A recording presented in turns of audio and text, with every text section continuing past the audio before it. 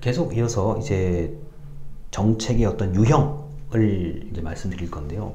책에 여러 가지 유형들이 있어요. 그래서 책에 있는 것과 책에 있는 걸 좀 줄여가지고 제가 강의 자료로 좀 넣었습니다. 75쪽에 추출정책이라고 있어요. 추출정책. 뽑아낸다는 거거든요. 대한민국에서 가장 강력한 추출정책은 이게 징병제 개념이에요. 대한민국에서 태어난 사람 병역의 의무를 진다라고 헌법에 명시되어 있잖아요. 추출정책이죠. 뭐 세금도 마찬가지고요. 뭐 정부가 극히 좀 드물긴 하지만 어떤 토지나 이런 것을 정부 것으로 가져가는 경우들도 있죠. 이 추출정책입니다. 그러니까 전 개인적으로는 이제 그 징병제 그리고 그러니까 병역의 의무를 진다. 그 다음에 납세의 의무를 진다. 이 두 가지가 이제 대표적인 추출정책이라고 생각을 합니다. 그 다음에 상징정책이죠. 상징정책은 이제 그 우리가 국가 행사 같은 거, 뭐 3.1절, 광복절, 올림픽, 월드컵 이런 건 상징정책이에요. 그 다음에 이제 그럴 리 좀 있으면 안 되겠지만 뭐 영결식, 장례식 뭐 이런 거 있잖아요.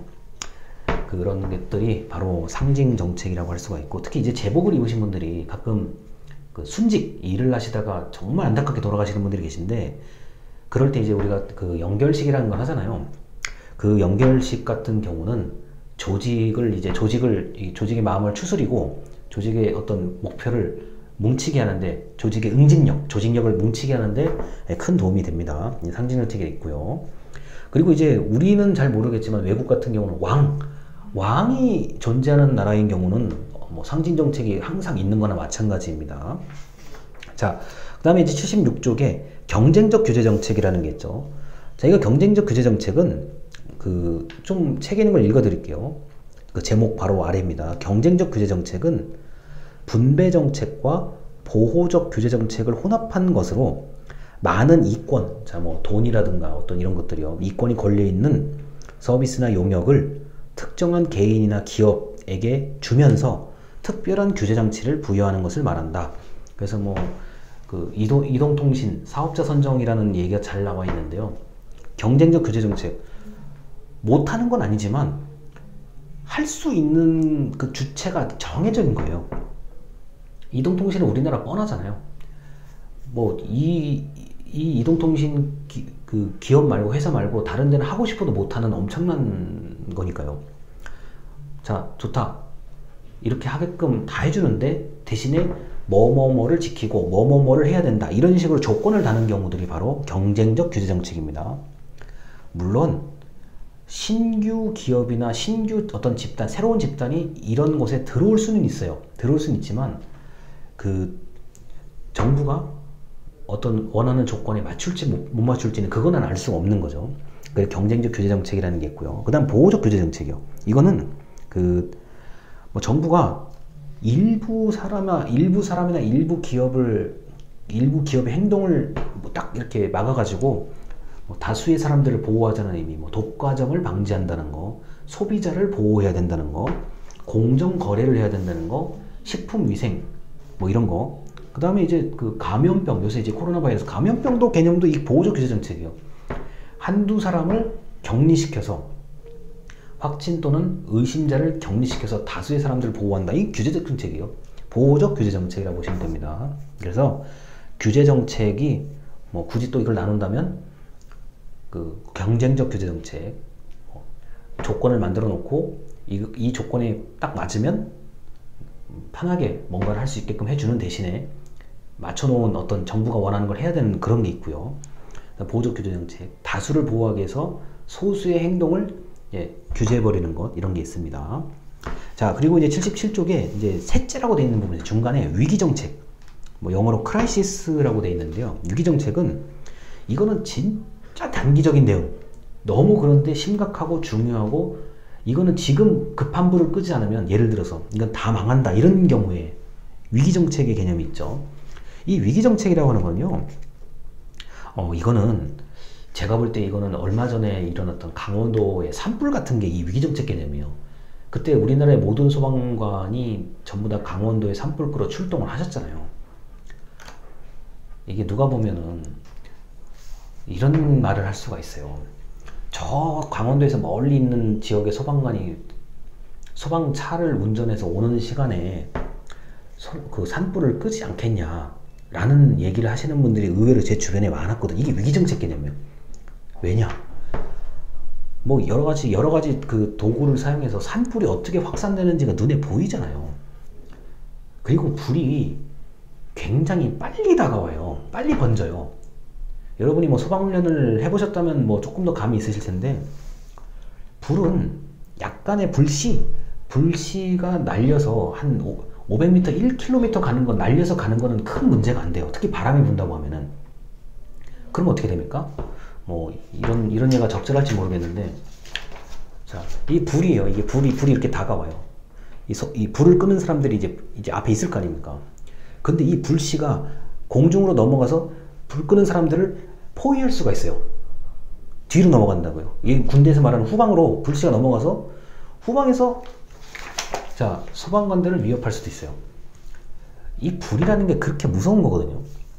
위기정책이죠. 이거는 불이 산불이 일어난다고 경고하고 이러는 거 아니잖아요.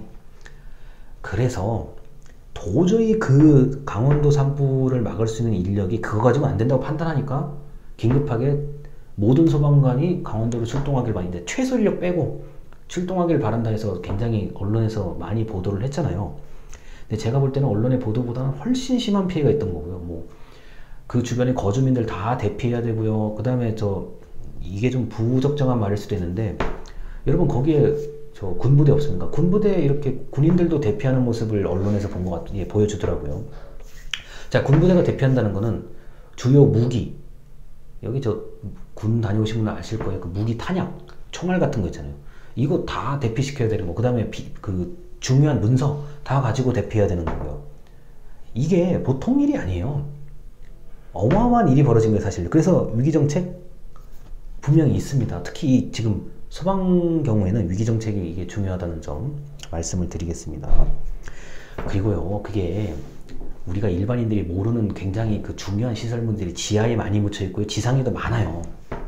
이거 어떡하냐고요, 그러면요. 그래서 위기정책은 이런 정책의 유형에 의외로 중요하다는 거.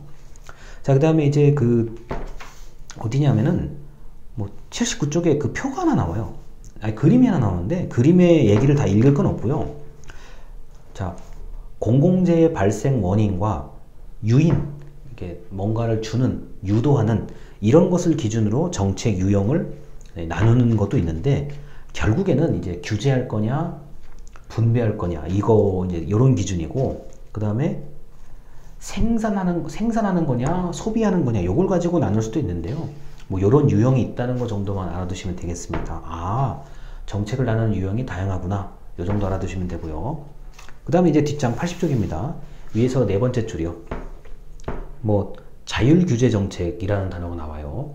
자율규제정책은 규제 대상이 되는 개인이나 집단에게 규제 기준도 만들어 보라고 하고, 심지어 집행까지도 위임하는 경우를 말한다. 아, 있어요. 이거는 뭐냐면은, 이게 흔히 말하는 무슨 협회, 무슨 뭐 조합, 무슨 연합이라고 되어 있는 그 특수한 일만 맡아서 하는 집단들이 있어요. 특수한 일만 맡아서 하는 집단들, 이게 이제 뭐 시설관리라든가 안전관리라든가 그런 협회는 이제 정부 산하의 어떤 그 나름대로 규제를 받으면서 지원도 같이 받고 이런 거죠. 뭐, 야, 그 자격은 너희가 기준 정하고, 너희가 시험 문제 출제하고, 너희가 채점해서 너희가 자격증 발급해. 이게 자율규제 정책의 개념이에요. 여러분, 이제 자격증이 우리나라에 근 1000개 정도 돼. 제가 어림짐작해서든요. 말도 못하게 자격증 많아요, 개수가. 그 자격증의 개수에 따라서 그만큼 발급기관이 그렇게 많다고 생각하시면 돼요. 아, 이렇게 발급기관이 많았어? 자율규제. 너희가 발급해.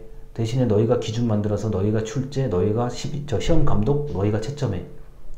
만약에 문제가 생기면 정부가 전부 다 살펴보고 자격증 발급을 못하게 할 수도 있어. 그 권한을 없애버릴 수도 있어. 이게 자율규제 정책의 개념이에요. 자, 이런 게 의외로 많다는 거를 알아두시면 되고요. 자, 오늘 수업은 여기까지예요. 오늘 수업은 정책의 어떤 공식적, 비공식적 참여자, 그리고 정책의 유형이 굉장히 정책을 쉽게 분류해서 특징을 파악할 수 있게 한다는 점을 말씀을 드리고 오늘 수업을 여기까지 마치겠습니다. 자, 지금까지 들어주셔서 감사합니다.